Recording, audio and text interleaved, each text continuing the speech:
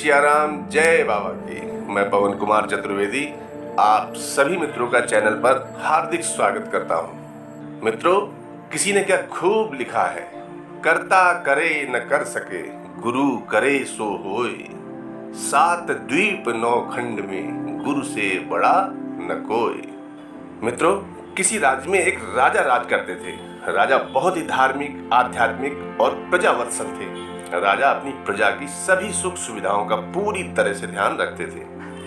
राजा अपने राजमहल में रानी के साथ प्रतिदिन कथा सुनते थे और महीने के आखिरी में कथा के बाद एक विशाल भंडारा आयोजित करवाते थे, जिसमें अपने राज्य की प्रजा को, चाहे वह किसी भी धर्म या जाति का हो, सभी छोटे बड़े, बच्चे, पुरुष, स्त्री तथा अपने राज्य के सभी सैनिकों, मजदूरों आदि आदि को अपने हाथों से भोजन प्रसाद ग्रहण करवाते थे तथा भोजन के बाद सभी को धन, अन्न और वस्त्र आदि स्वयं अपने हाथों से वितरित करते थे।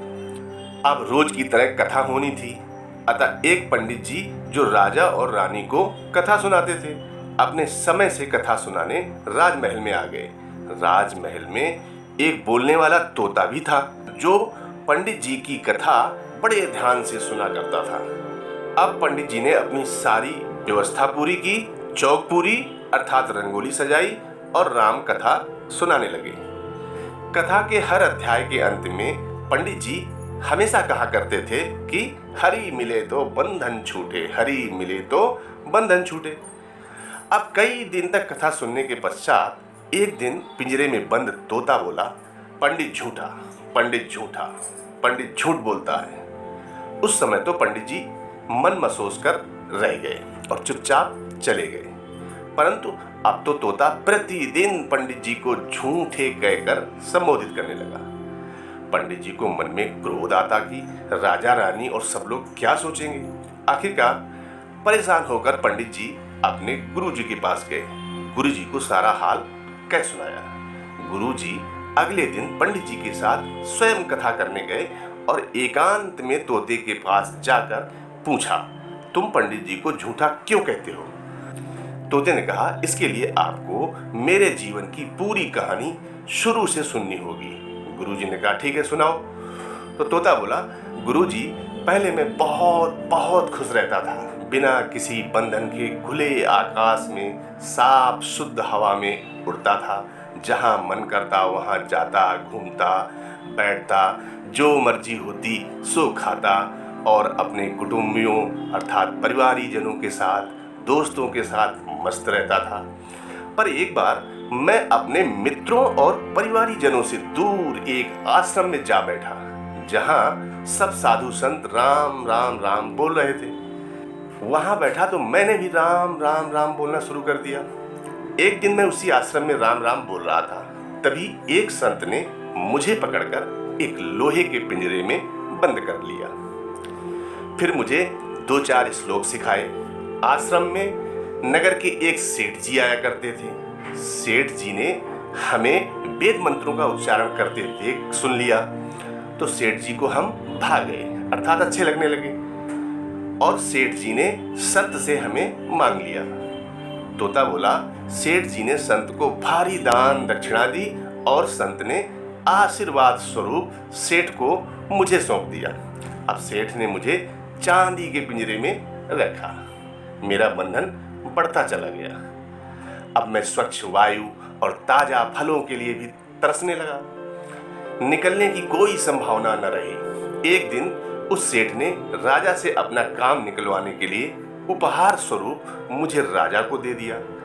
राजा ने खुशी खुशी मुझे ले लिया, क्योंकि मैं राम राम राम और श्लोक आदि बोलता था। राजा रानी धार्मिक प्रवृत्ति के थे, तो राजा ने मुझे रानी को दे दिया। रानी ने सोने का पिंजरा बनवा दिया और खाने में हमेशा मेवे और अन्य कीमती भोज्य पदार्थ ही मिलने लगे। मिर्च खाना, पेड़ पर लटके फलों में चोंच मारकर स्वाद लेना तो भूल ही गया हूँ। अपनी मर्जी से चहकना तो भूल ही गया हूँ। अब मैं कैसे कहूँ कि हरि मिले तो बंधन छूटे, हरि मिले तो बंधन छूटे।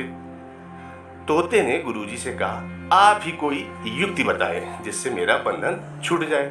गुरुजी ने तोते के कान में गुरु मंत्र दे दिया और तोते से बोले, आज रात तुम खाना खाने के थोड़ी देर बाद चुपचाप अपने पिंजड़े में पड़े रहना, हिलना भी नहीं, और हिलाया जाए तो भी मरणासन अवस्था में पड़े रहना।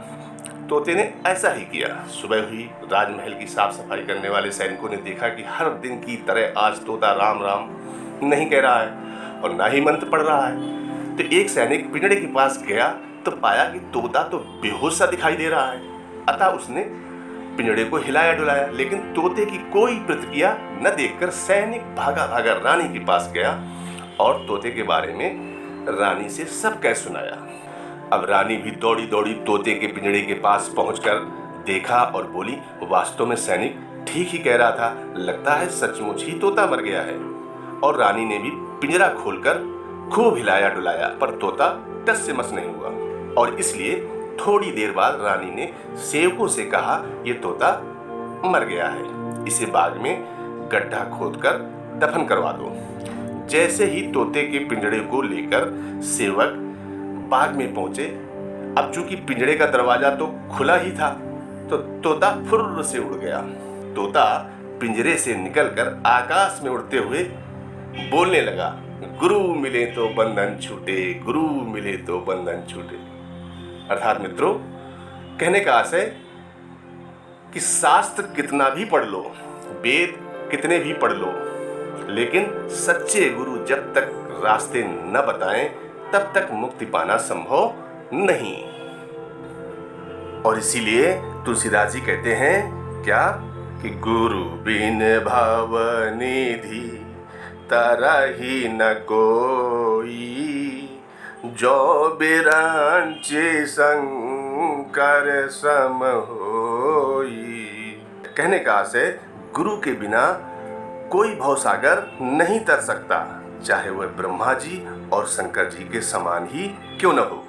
सद्गुरु का अर्थ शिक्षक या आचार्य नहीं। शिक्षक अथवा आचार्य हमें थोड़ा बहुत ज्ञान देते हैं, लेकिन सद्गुरु तो हमें निज स्वरूप का ज्ञान दे देते हैं, जिस ज्ञान की प्राप्ति के बाद मोह उत्पन्न न हो, दुख का प्रभाव न पड़े और परम ब्रह्म की प्राप्ति हो जाए। ऐसा ज्ञान गुरु कृपा से ही मिलता है। उसे प्राप्त करने की भूख जगानी चाहिए। इसीलिए कहा गया है कि गुरु गोविंद दो खड़े, काके लागो पाए, बलिहारी गुरु आपने, जिन गोविंद दियो बताए। क्योंकि मित्रों, राम कृष्ण से कौन बड़ा, तिन्हुन ने गुरु कीन, और तीन लोक के है धनी, गुरु आगे आधीन। और इसलिए मित्रों, हमें भी पूज्य गुरुदेव बाबा नीम करौली जी के श्री चरणों में बैठकर अपने जीवन को धन बनाना है। मित्रों, आज का विशेषांक कैसा लगा कमेंट करके अवश्य बताएं। नमस्ते मित्रों, जय सिया राम, जय बाबा की।